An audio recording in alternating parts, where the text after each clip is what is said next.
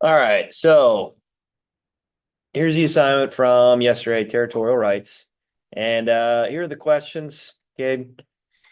So since we've been talking about statehood, I think it's important that we talk about some of these territories, well, in the United States and what kind of rights they do have, and maybe some of these people don't have the same rights. So let's go over it real quick. Number one, three arguments in favor of giving people living in incorporated territory statehood and the rights and privileges of American citizens, and three arguments against it. All right, so what do we got here? What's the argument for it? What do you guys say? What's one of them? Katie. Okay, yeah, good, right? So when you think about some of these territories, representation would be a nice big thing, huh? Yeah. So you think it's important that they do get representation, but why? Why should they get representation? Why do you think? Do they provide for the United States? A lot of these territories are established because of what? Because of what? Yeah, military bases, right? So if you're in the military, you don't have the same rights as every citizen. What?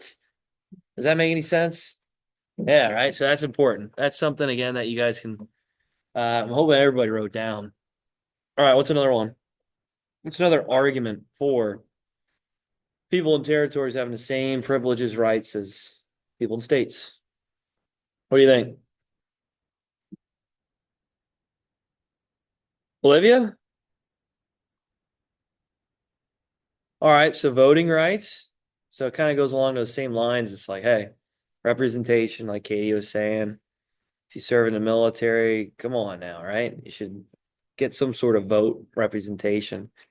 Um, yeah, they do have like a representative in Congress, many of these territories, but not all. But do they actually get to vote on any policy or legislation? No, they don't. No, they don't. More or less, they just get to speak upon the people of the territory, and that's it. All right, let's go to two. Should the residents of the territories be allowed elected representatives in Congress who can vote on legislation? What do you think? Should they have that ability to have congressmen to vote on representation? Again, they have someone appointed, right? They have a delegate, sure, but they don't get to vote.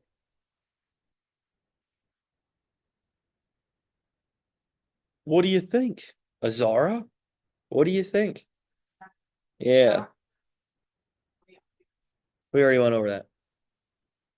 I said, because they're affected by our policies. Okay. Yeah, they really are, right? When you think about if we go to war with someone, if we have tariffs, right? Let's face it. I mean, there's a lot of tariffs getting flown out here and there by President Trump, and that's definitely going to affect the people there when it comes to goods and materials they have access to. So yeah, that's a good point. Anything else? So you do think they should get voting representation? Yeah. What do you write down for two? Caden? Yari? What do you have for two?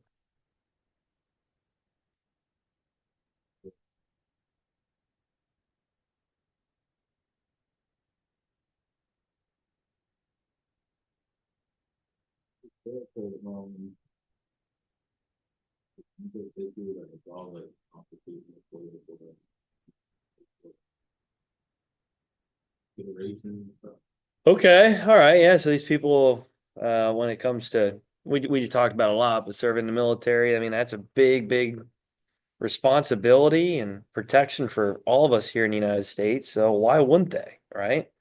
Maybe they should. Okay, let's go to three. Should the territories currently controlled by the United States be given the opportunity to become their own countries? Why or why not? Caden, I know you didn't do it, but what do you think? Should these territories have the ability to become their own country? No? Why you say no?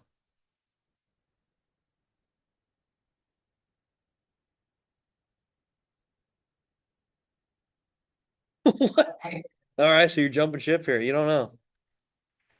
All right. I mean, we'll debate. What do you think, Azara? They should, because we're a democracy, and democracy should have the choice to do Okay. what they want. And if the people want to be their own countries, I think they should get that option. Yeah, it's a really good point, right? So that's literally in the foundation of our country, right? When you think about our founding fathers, what they wanted for all people here to have their own say in government. And, when it comes to their sovereignty, they should have that if, in this case, they want. I mean, we broke off from Great Britain, so why can't they do the same? Right? But yeah, it's a good point. It's a good point. Anybody else say yes to this? Anybody else? No? Anyone? Olivia? You said no. Okay.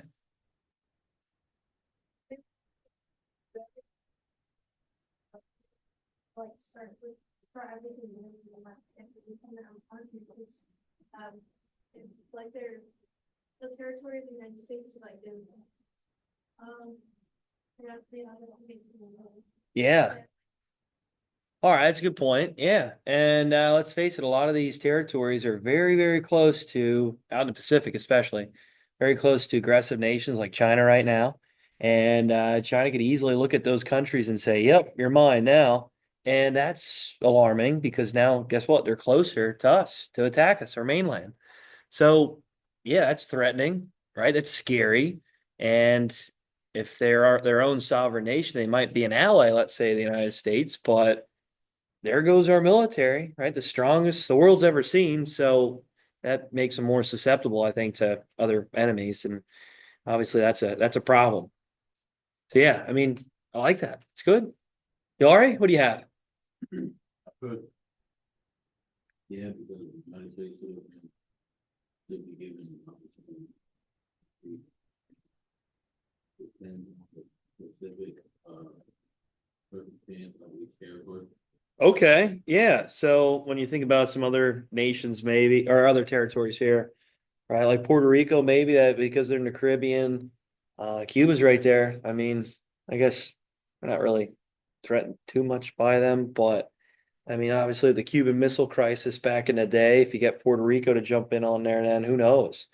So yeah, it's kind of scary.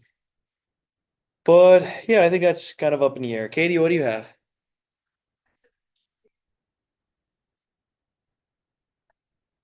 Yeah, yeah. Good, good, right? Like ideally that'd be great. Violet, do you put anything down here? Pretty much the same lines as Zara and Katia. All right. Last one, four. Should the residents of Washington, D.C. become a state or have representatives in Congress? Currently do not. Why not? What do you got, Zara? Should, because Washington DC has more people than some states in America. Okay. Vote is just as important as they're an important part of our nation. They literally hold our, the White House. Yeah. And even if they didn't become a state, then they still should get representatives since everything else does. Yeah. All right, that's a good point. So when you think about population, a lot of these other smaller states, especially out in the Midwest, it's like, whoa, okay. I know the video we watched the other day, Puerto Rico has a bigger population than almost half the states. So yeah, but Washington, D.C. here, obviously they're U.S. citizens. They're within the states, but yeah, state representation, no, in Congress. Okay. Katie, what do you say?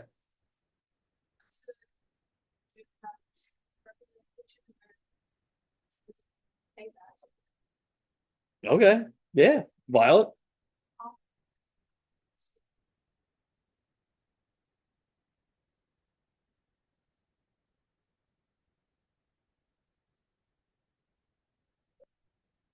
Okay. Olivia. Yeah, because they're citizens of the United States, so they should also have the opportunity to have representatives and they also do that. Nice. Okay. What about you, Yari? So, yeah, Congress would the same right as of Americans.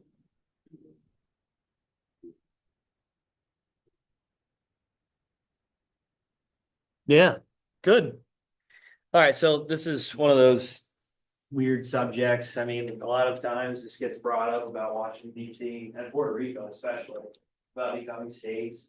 Washington DC, they do vote in national elections, so whenever you see that, with the presidential election this time around, goes always Democratic, right? It's almost like 97, 5% or so, I don't know.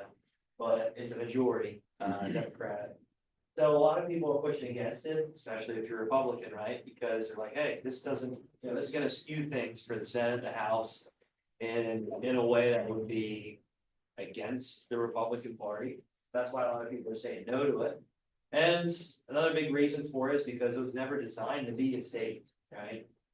It was that section of district here where they can hold these federal institutions, and a majority of the people that live there, that still do live there, are federal workers. So should it just pertain to the national government then? Yeah, they do vote in national elections. It's just state level, yeah, maybe not. All right, so that's like the argument about it.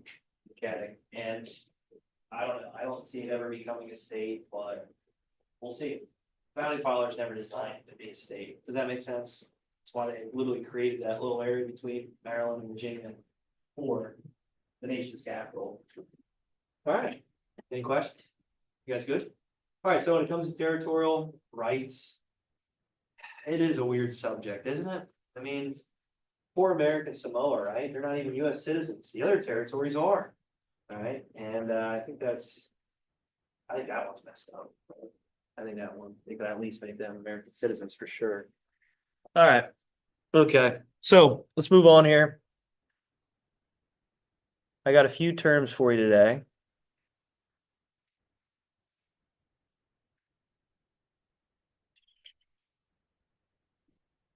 I got block grant, categorical grant, and then we'll just say interstate compacts are last one. Extradite, full faith and credit clause. There you go. All right, so we're still on federalism. We're still seeing how the states, the national government relate with one another, how they work together. Sometimes maybe they conflict against one another. But in this case here, we're going to talk about how they do work together, how the national government can even benefit the states with grants. So a lump sum of money, maybe it's for a specific purpose, or maybe it's just saying, hey, here's the money, do with what you need it. Okay, we'll talk about the differences between the two. And we'll mention about actually I have a project for you then. Gabe just looks straight up and you're like, all right, anyway, I'll have that due for, how about tomorrow's work day on it? Cool, Friday, fun Friday. Yeah, and maybe we do them on Monday. All right, there you go.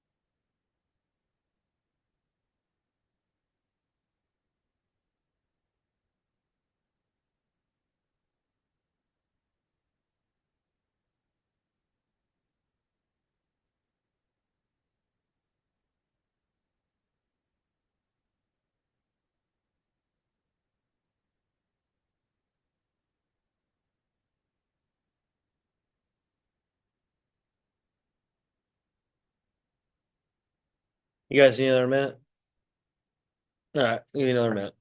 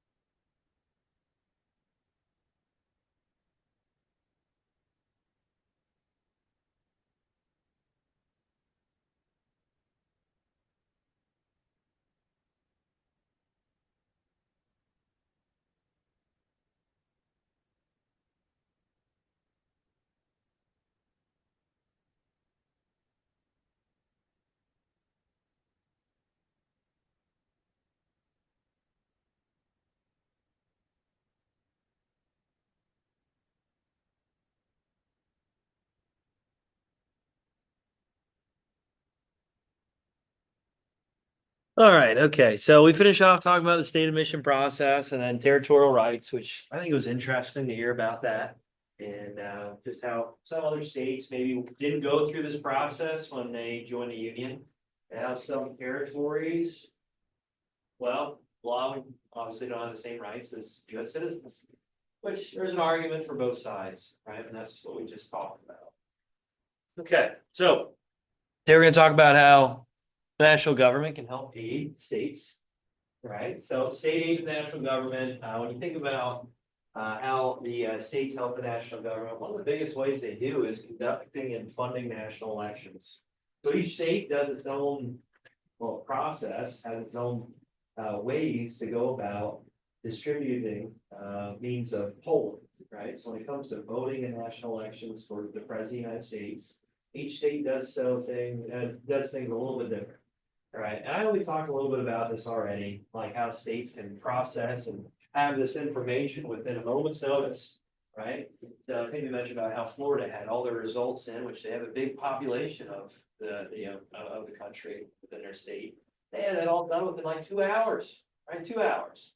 So when it comes to voting, right, obviously it's difficult, especially when it comes to mail-in voting. When it comes to receiving votes from, let's say, people that are in the military, which that was the real reason why mail-in voting came about. So if they're serving in another country, they can get their vote back and it's counted in. Okay, and then voting in person, right? So when it comes to, proving your citizenship, proving through license that you are a citizen of the United States. Some states do it, some don't. California, you don't even, they actually can't ask you to see your license. Which is pretty wild if you imagine, right? You're voting in the United States, they can't ask you. So you can just go in and maybe say any old name. And then if that name's on there, yep, check, good, here you go, right? So you guys learn more about it when you actually go and vote. It's pretty simple, it's pretty easy. You register within your state, you do that online. You have a deadline to do it. Usually it's like the beginning of October, mid-October, you gotta register, and then you vote in November. Okay, then when you go to vote, you have to go to your municipality, wherever you live, like you gotta find exactly where that's at. And then that's where you'll vote. A lot of times it's at a municipal building, a lot of times it's at maybe a firehouse, right? Just a local area within the community. Then you go vote, you just say your name, because you're registered there, then they'll check you off. You sign down, sign your name, and then you vote. You vote. So we'll see. I know President Trump actually just put out a few policies saying, hey, mail-in voting, that's the requirement, right? Showing your license, or sorry, not mail-in, non-mail-in. So you gotta be in person voting. That's a requirement. You gotta be there, okay? Again, if you're serving overseas, right? If you're maybe, if you have some sort of, maybe disability, or if you're in a hospital, the mail-in voting, okay, that's why you do it. And he also said about showing license, proof of citizenship to vote. So we'll see where it goes. Like I mentioned, some states don't have you do that, right? Like California, New York even, but Other states require you to do that.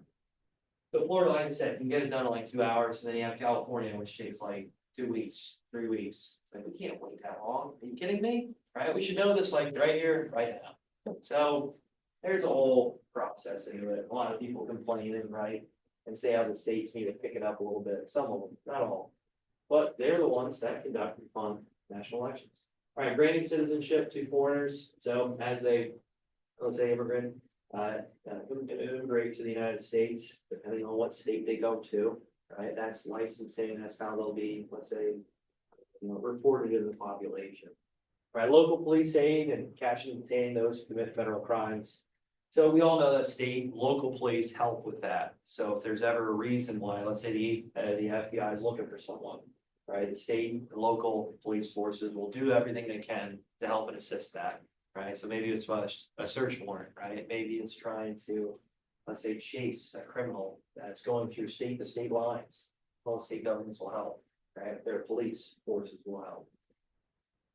All right, other forms of aid. So FBI helps state and local, so vice versa, right? So let's say if this is really getting out of hand, right? Maybe it's a unfortunate event where they need to call in, the FBI. Maybe they got to call in the National Guard, right? Then we can see the national government helping aid states in whatever situation it might be. Maybe it's an active shooter, right?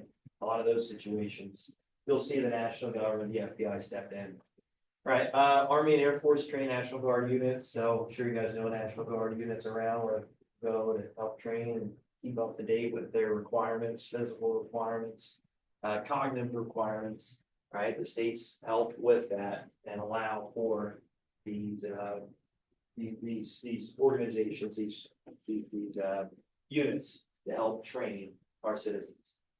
All right, Census Bureau, that's another one. So every 10 years, they want to make sure they have a proper population number. So obviously people die, people are born, right? And this is where they try to see exactly what the population is per state. So it happens 10 years, you see who's living in what address, how many people are there, maybe got kids, right? In that 10-year span, boom, they add it to it. And that obviously has a big impact when it comes to electoral votes. Right, so like I was saying, Pennsylvania is actually going to go down in electoral votes because people left the state. Right, other states like Florida and Texas, they're going up, and California, New York, they're going down as well. So that census information is very important.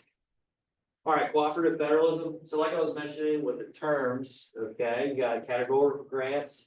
Okay, these grants are for specific purposes. A lot of times when the national government gives a state a grant, it's like, hey, we need more. Do we need an improvement with, let's say, interstate highways, right? With roads and transportation, right? So they'll send a direct grant category, right? That the state has to focus and funnel that money into. So when it comes to creating this job, right? Or providing the materials for it, it has to be designed specifically for that reason. Airports, I have that as an example. So maybe that's another reason, right?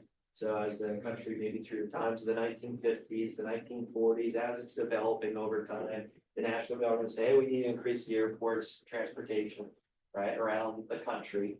They will give a grant for the state to build these airports and provide that as a means of transportation. Okay. All right, block grants. All right, block grants are just open. They're loosely defined. So meaning, it's like, hey, we're going to give you a grant on healthcare. Right? Let's just say healthcare. Okay, you can use this, your state, for whatever you need to do when it comes to really providing for your state's healthcare system. Or maybe it's education, right? So let's say the national government said, hey, we give a package to all the states here to provide for whatever educational needs it might be. So let's face it, person within the state is going to know what kind of issues, what kind of problems, right? They might have, let's say, educational needs, right? They know more than, let's say, a representative from the national government. So people within the state, people within the local area know the problems that they have. They know a lot of things that they already have good too. But they can appropriate that money a little bit better. Like, hey, we need to really improve on our iPads, or we need to improve on our Wi-Fi. Wi-Fi goes down a lot, right? We can try to associate a lot of that money to help with those demands. So it's a little bit better with someone that lives here that knows where that money should go. All right, then project grants. So when it comes to specifically applied grants, like, a good example of COVID-19, that comes up quite a bit. Right, so these grants would be given by the national government to help provide for certain states that they can funnel this money out to make ventilators, right? To make vaccines, whatever it might be, to help prepare people and protect them during a, let's say, a pandemic. Okay, so a lot of these corporations, a lot of these organizations have to really transition their product line to provide for this health need, this health demand. Does that make sense? Okay. Interstate relations, so obviously the states work together. But the Articles of Confederation, did they? No, they didn't, right? In other words, they act like their own countries.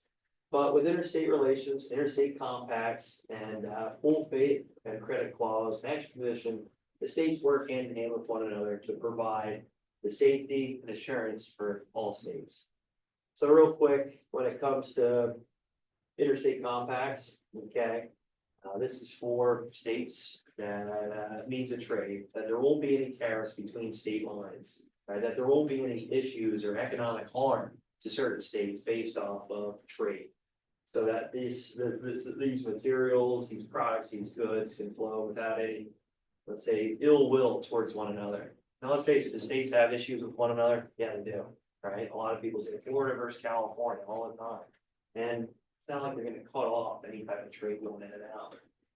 Actually, one of the court cases we're gonna talk about is one based off the trash, believe it or not.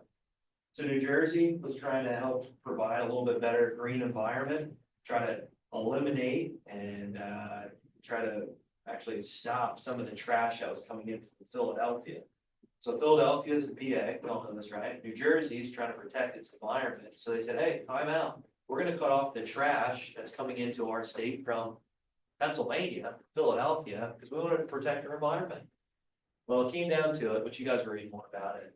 Then the national government said, hey, actually, you can't do that because these trash companies, these garbage companies, right? They make money off of it. This is a business for them, right? And if we do this, this might actually cut positions for those trash organizations, those trash companies, right? Those businesses. They said, if we open up that can of worms, I know this is trash, but if we do this, then it could open up the possibility of other states cutting off business ventures, you know, travel across state lines from other businesses, right? It doesn't have to just be trash. So I know that was a weird one, which is interesting to hear about. It's like, wait a minute, they should protect their environment, but at the same time, like, well, it just opens up a can of worms. And when will it ever end? Who knows?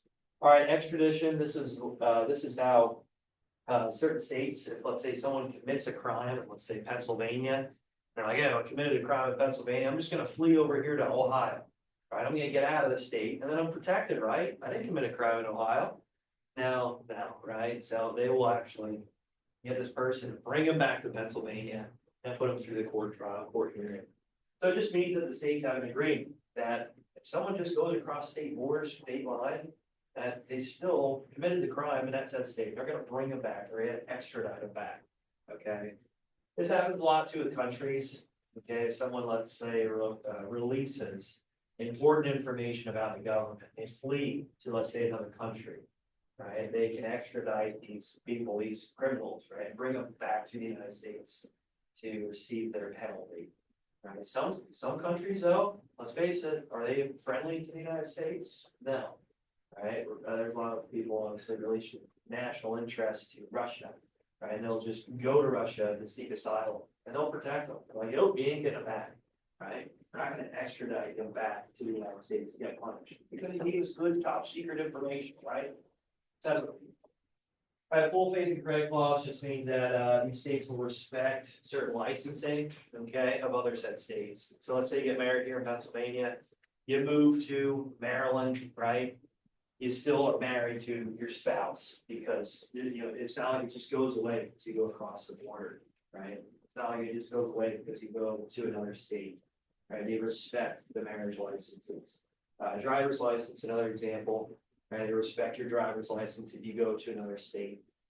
Get pulled over, he shows them, okay, he's from Pennsylvania, but here's his license thing. All right, is that good? You guys good with that? Last thing is just pretty much what I was just talking about.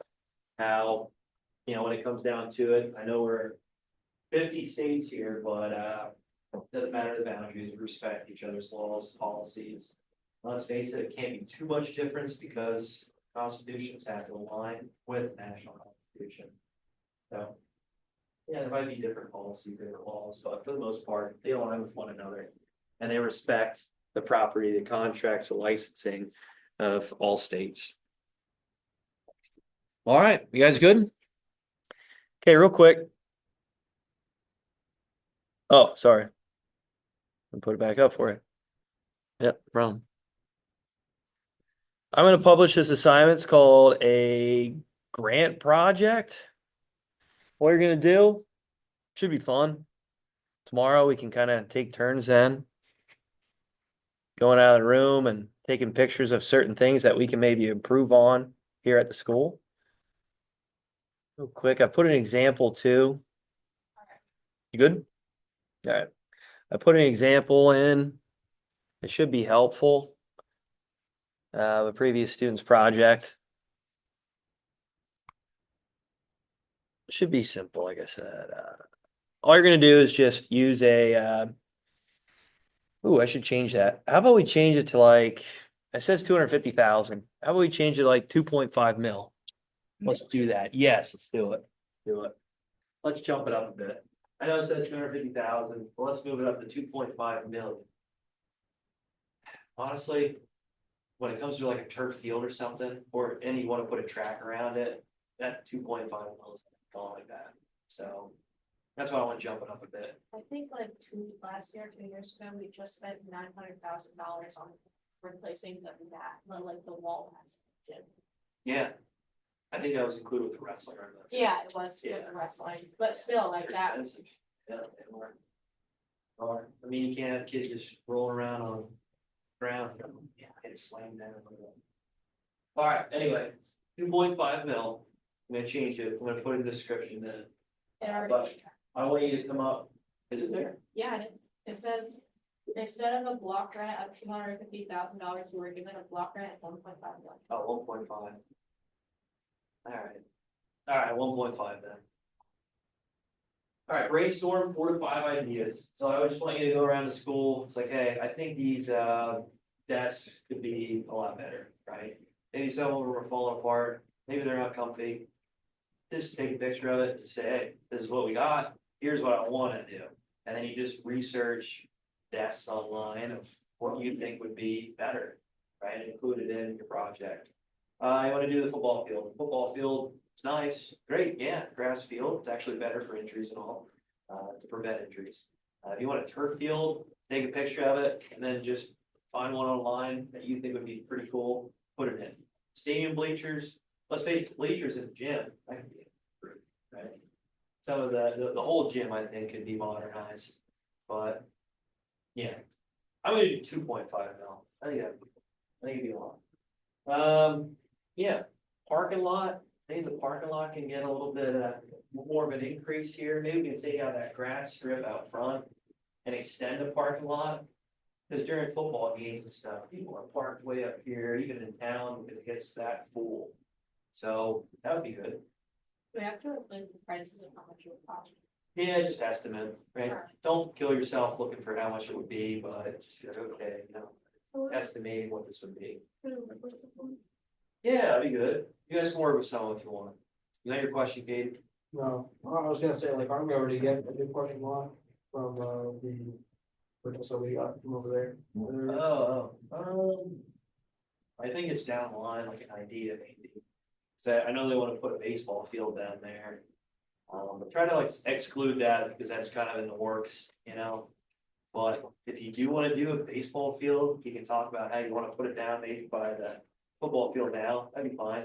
Or yeah, that whole open lot, just say like, yeah, we could put this there, this there, this there, It's all up to you. I'm not gonna go through the example here just because we're running low on time. I'll put the news on, but check out the example. I think it was a good one.